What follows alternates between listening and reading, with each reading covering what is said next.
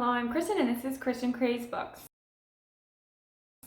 As you can tell by my background, my baseball hat, and the whole setup here, I'm filming a bit of a different video today because it is actually the opening day of baseball when I'm posting this.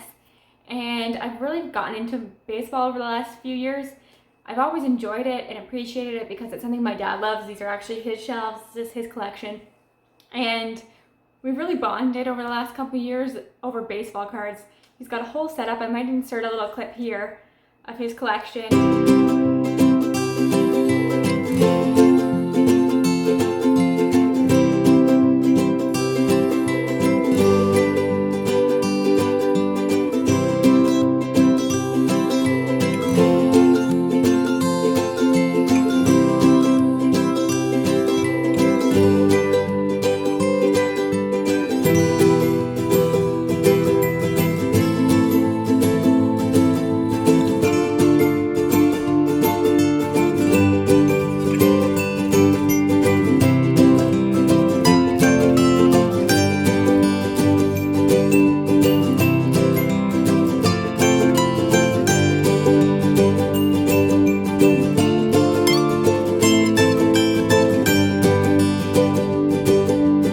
And we really have started it together. It's something I've really gotten into.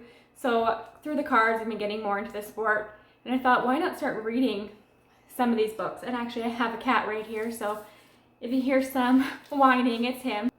Now he's playing with the wire on my ring light. A lot of the books on my dad's shelf, these are all baseball books or books that I've bought for him. And he's not much of a reader, but he will pick up one of them now and then. But I thought, why don't I read through a couple of them, see if I enjoy them, because I do love baseball movies, sports movies in general. The Sandlot is my favorite movie of all time.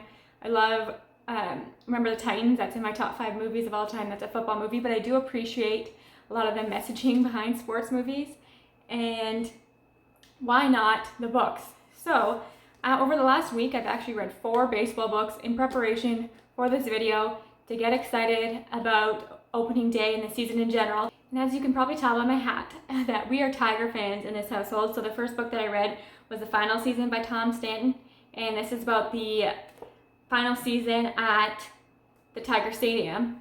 So Tom Stanton is actually a journalist and he attends every home game during the final season of that stadium. And he goes with his dad. So really, this is a human story, human interest story at its core. It's really about his relationship with his father. A lot of great conversations happen during these games. And I like the way that it's told. It's got game 1, what the score was.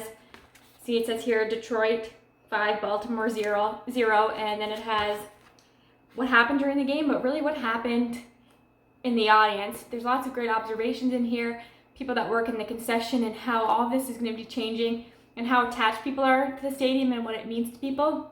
But he does end the book talking about the new stadium and some of the great changes that have come from that. But I just thought that this was a great reflection. I even think if you're not a Tiger fan, you'll appreciate a lot of this. If you're just a baseball fan or you enjoy going to the games, because I know people that don't love the sport as much, but just going to a game, there's something about the energy there, having a hot dog, having some popcorn. It's just such a perfect summer evening. So if you're into that, or summer day, but if you're into that, I think you could enjoy the final season, even if you're not a Tiger fan. But I think if you're a Tiger fan, which I don't know if you had any Tiger fans are going to be watching this video, but if you are, this is a great one. It says father, sons, and the one last season in a classic American ballpark. So definitely recommend The Final Season. That was one of my favorites of the week. Then the next one that I read is actually one I think everybody has probably heard of because it's a movie that's really popular that I haven't seen yet. That's Moneyball by Michael Lewis, and the movie obviously has Brad Pitt, Jonah Hill, and Philip Seymour Hoffman.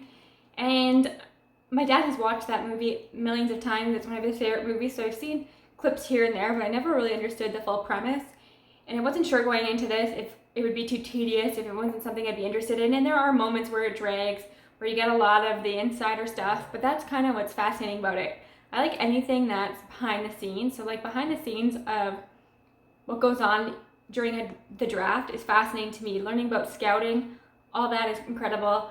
And I never really thought about how a team like the Yankees, who have a huge budget, would be set up to win versus a team like Oakland A's with a smaller budget, and what Billy Beane is able to do with such a small budget and using analytics. It's really revolutionary. It changes the game of baseball. Lots of people are now using his techniques to draft their team. So he really changed the philosophy of baseball and the way people build their teams. And I really like the behind the scenes stuff in here. So I'm hoping to watch the movie this weekend and see what I think. But yeah, I actually did like this. Michael Lewis is a great writer. He wrote The Big Short, which is also a movie, The Blind Side. I haven't read it, but one of my favorite movies.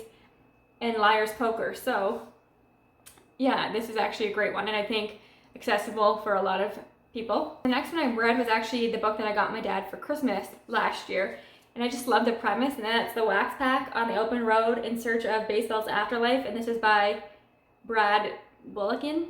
And the whole premise of this is that Brad opens a wax pack from the 80s and decides to go on a road trip to have discussions with each of the players that he got in that pack. And I love that premise. There's some great interviews in here, some great discussions in here. I really liked learning about each of the players, but it's Brad who I had a problem with. In a lot of ways, this reads more like a memoir, and I just don't care. He talks a lot about Tinder, how he's meeting women in between all these interviews, about the road trip. And I don't think that's what people went into this book expecting it to be. I wish he had just focused more on the player interactions, and sometimes I thought he got a little too personal with the players, that he kind of caught them off guard, that they don't know him, but they feel like they owe him this conversation. I don't know, some of it made me uncomfortable, but I loved the premise of this, and is it bad to say that I wish somebody else wrote it, or somebody else did something similar? This is one of those books that'll just look great on your shelves. It's a nice conversation piece, but I don't think I would actually recommend reading it. I don't think my dad will ever pick this one up, but he'll appreciate having it because I bought it for him, and he loves a good wax pack. There's something nostalgic about this cover, so it's great just to add to his shelves, but not one that I would actually tell him that he has to read.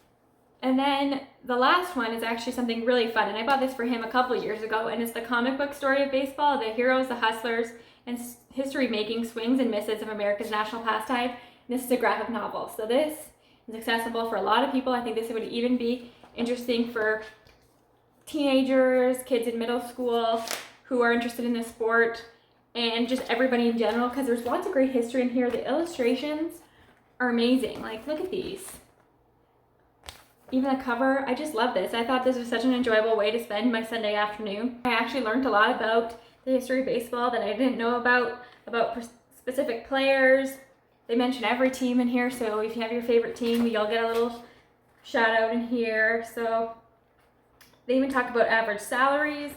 I just thought there was a lot of great information packed into this little graphic novel with great visuals, and I'm so glad that I decided to pick this up. And this is one that I would tell my dad to have a flip through because it's a great way to spend your afternoon.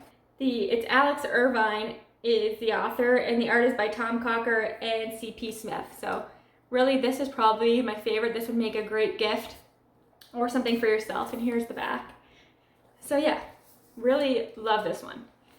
So those are the 4 that I read in preparation for this video, and it did open my eyes to a new genre. I actually do think that I like baseball books, and maybe I should try other sports. I've read Friday Night Lights a long time ago. I liked it. I liked the TV show, I liked the movie, and that's football, obviously. But if you have any recommendations for sports books that I should read, football and baseball mostly, those are the 2 sports that I really enjoy. I would love to hear them, and if you'd want, I might include just a quick tour of this shelf and a little bit of his baseball collection. I don't want to show too much, but that is pretty much it. And so now I'm just going to film some of this and let you see what's on his shelves. Okay, as I mentioned, he is a Tiger fan, so you're going to see a lot of Tiger books on here. I'm not going to go through them all, but I'll just show you them. This is a nice find because we are Italian, so I thought that was a cool gift for him. I actually got this Sports Illustrated, the 6th annual baseball issue for him on Etsy, and it's 1960. That's the year he was born, so he just turned 60, so that was a great gift. Here's a signed baseball. He actually went to, all you can see is my hat. He actually went to spring training one year for the Detroit Tigers in Florida, and that is signed. Here's some more, the history of baseball. I think that's always interesting. And then Down here we have books about baseball cards because he's really into the cards. Some more Tiger books. This is really cute. I've actually found this at HomeSense. It is a 60th anniversary collection of Bazooka Joe and the Gang. So it's the comic books strips that used to come in the card packs. So I thought that was really fun. There's actually some of the cards in the back. And then I just bought him these binders. I'll actually link the website below because they're nice quality. And let me pull out just this one so you can see. So you can put your baseball cards in there. I thought those were kind of fun. And then for his birthday, I got these on Etsy as well. This is just all Alan Trammell cards. This is his favorite player, so I got him this for his birthday last year. And then this is a Smalls pop figure from The Sandlot. So those are his shelves. He has more baseball stuff around, but that's primarily his shelf. So I hope you enjoyed this video. I know it's not your usual booktube video and not something I would normally post or talk about because I know it's a very niche genre here, but I just wanted to celebrate opening day in some way, talk about my new love of baseball a little bit, and I hope you did enjoy this. And as always, thank you so much for your time. I'll talk to you again soon. Bye for now.